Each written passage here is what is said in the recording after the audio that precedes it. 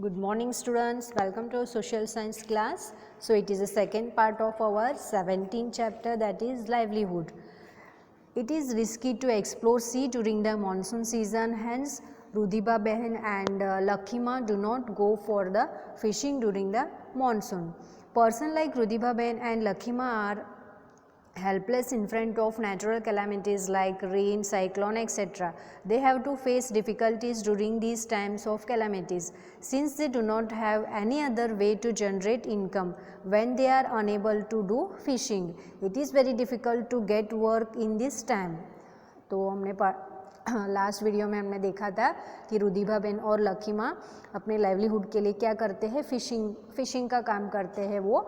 तो जब वो फ़िशिंग का काम करने जाते हैं लेकिन मानसून के टाइम पे वो बहुत ही रिस्की होता है, तो वो वहाँ पे नहीं जा सकते फ़िशिंग के लिए। तो तब वो क्या करते हैं, तो हेल्पलेस बन जाते हैं। जैसे कि रेन ज़्यादा बारिश होगी, साइक्लोन होगा, तो उनको अलर्ट किया जाता है कि वो समुंदर में नहीं जा सकते हैं। तब वो अपना लाइवलीहुड कैसे कमाएंगे, अपनी रोज़ी रोटी उनको कहाँ से मिलेगी, तो बहुत सारे डिफ़िकल्टीज़ को फेस करना पड़ता है।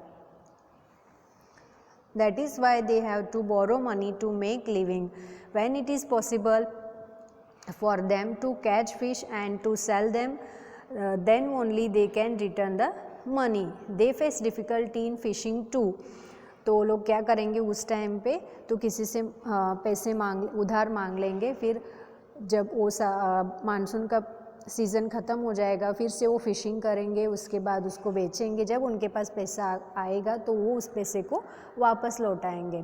They face difficulty in fishing too. These days pollution is increasing everywhere. They have to go far away into the sea for fishing. तो आजकल पॉल्यूशन ज़्यादा हो रही है तो उनको बहुत ज़्यादा आगे जाना पड़ेगा समुंदर के अंदर फिशिंग के लिए। Plastic and polluted water of industries go to the sea through rivers or drainage, and due to this sea water gets polluted. तो वो जो इंडस्ट्रीज़ है, प्लास्टिक है और इंडस्ट्री का जो पानी हो रिवर के थ्रू सी के अंदर चला जाता है, तो इसके वजह से वो समुंदर का पानी जो है पोल्यूशन हो जाता है। This situation creates the tension for Lakhima and Rudhiba ben. Fishing is not possible during the cyclone economically. They were severely affected during the tsunami. Their boat was also damaged during this time. She could not go for fishing for a long time. Hence, government financially helped them to purchase a new boat. जब tsunami आती है, cyclone आती है, तो तब वो समुंदर में फ़िशिंग के लिए भी नहीं जाते, उसके वजह से उनका बोट भी ख़राब हो जाता है, तो वो बहुत दिनों तक अपना लाइवलीहुड नहीं कमा सकते और फिशिंग नहीं कर सकते। तो उसके लिए गवर्नमेंट ने क्या किया, उनको फाइनेंशियली हेल्प किया कि वो परचेज करे बोट को। In this way many people go to the cities from village and they sell their items like milk, vegetables or other things to earn their living. तो इसके वजह से क्या करते हैं, जो विलेज के लोग हैं वो सिटी में जाते और वहाँ पे जो मिल्क है, वेजिटेबल्स है, वो बेच के पैसा कमाते हैं। Life in the city. We have discussed about the life and livelihood of the village. In the same manner, it is also necessary to obtain information about business and employment in the city. It is very difficult to get employment in the city. Let us see about the details of employment of the people living in the city. तो अभी हमने क्या पढ़ा है, village में livelihood कैसे कमाते हैं। तो अब हम पढ़ेंगे कि सिटी में कैसे वो लाइवलीहुड कमाते हैं, और सिटी में जॉब मिलना बहुत ही मुश्किल होता है। There are many people around us. Each one is connected with some work. Various types of occupations are seen in the city. Many people are dependent on these occupations. Some people have shops, while some other people are serving in these shops. Some people go to office, some people do business on the roadside, while some people work as a hawkers. Some people go to the school or college to teach. Some people are employed in small or big jobs on the basis of their skill to earn livelihood. तो city में लोग क्या करते हैं, किसी के shops होते हैं, वो और कोई शॉप्स के अंदर काम करते हैं और कोई ऑफिस जाते हैं और कोई स्कूल और कॉलेजेस में टीचिंग का काम करते हैं। तो कुछ लोग रोड के साइड पे जो रोड वेंडर्स होते हैं तो वो ऐसे अपनी चीज़ें बेच के अपना लाइवलीहुड कमाते हैं। रेखा stock. Rekha's village is a small village. Her aunt lives in the nearby city. Rekha come to her aunt's house.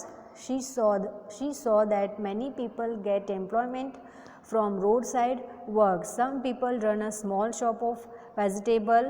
One old lady sells vegetables in a cart.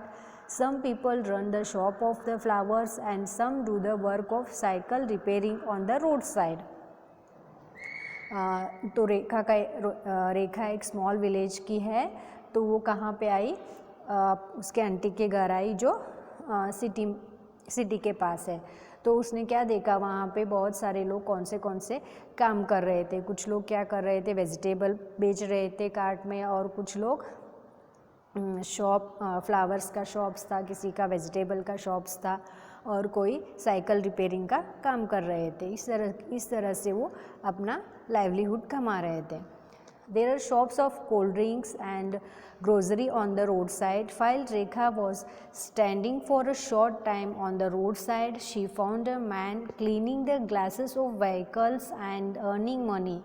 One man was selling tools of cleaning on a bicycle. Another man gets employment by selling drinking water on the roadside. तो उसने और क्या क्या देखा वहाँ पे, कुछ लोग क्या कर रहे थे, रोड के साइड पे खड़े होके जो व्हीकल्स आते हैं उनके ग्लासेस साफ़ कर रहे थे, और कुछ लोग क्या कर रहे थे, अपने साइकिल लेके जो क्लीनिंग टूल्स होते हैं उनको बेच रहे थे। Another man gets employment by selling. और आपको पता है कि कुछ लोग क्या कर रहे थे कि पानी की बोतल बेच के अपनी कमाई कर रहे थे।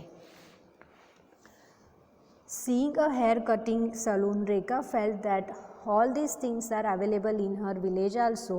In 3 or 4 shops, things which are sold in the shops of village, same things are sold on roadside in the cities. Various problems are experienced due to the roadside shops and workers on the roadside.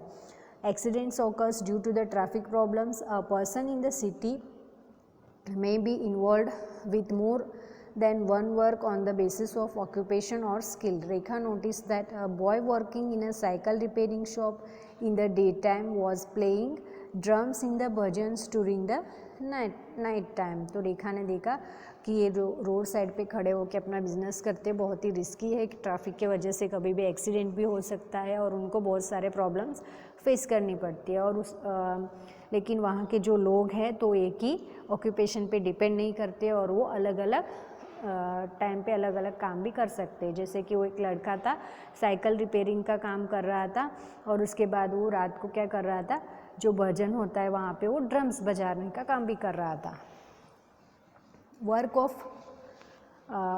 Work of Karshan bhai. Mavsari village in Vav taluka in Banaskantha district.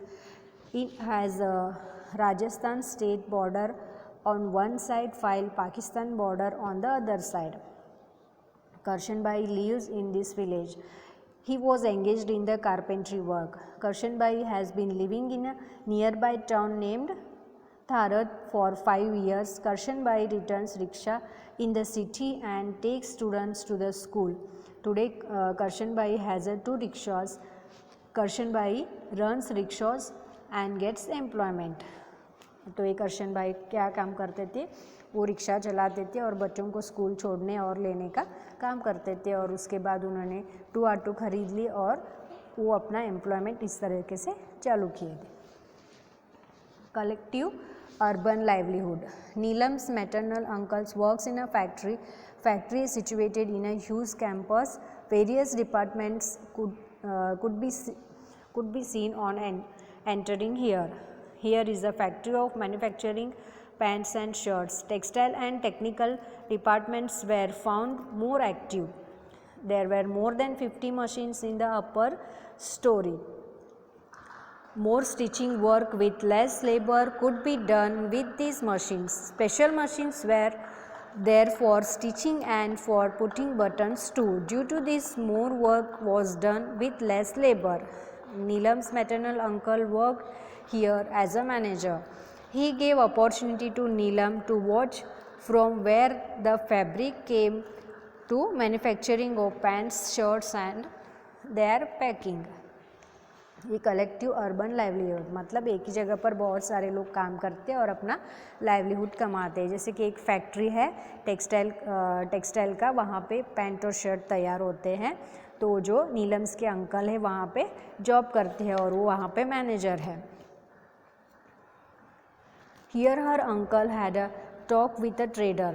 The trader wanted fast work. He wanted 1000 shirts.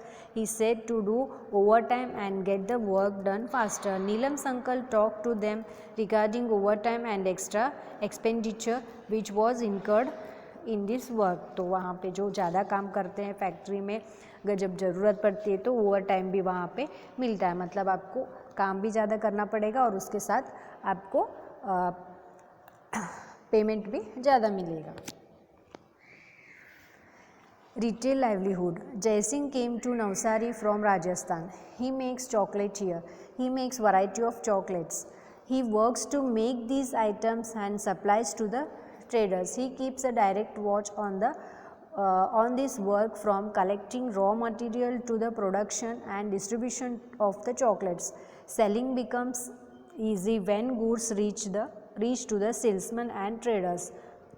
For this, he has to remain the special contact of traders. Today, more than 100 people are employed directly or indirectly due to Jaising's chocolates factory.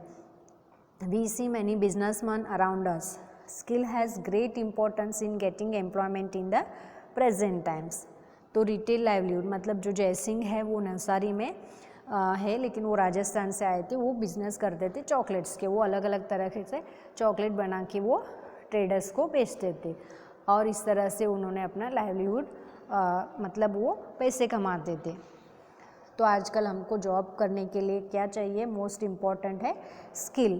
तो अगर हमारे पास skill है तो हम कोई भी business start कर सकते हैं, कहीं भी हमको जॉब मिल सकता है. So we will finish our 17 chapter.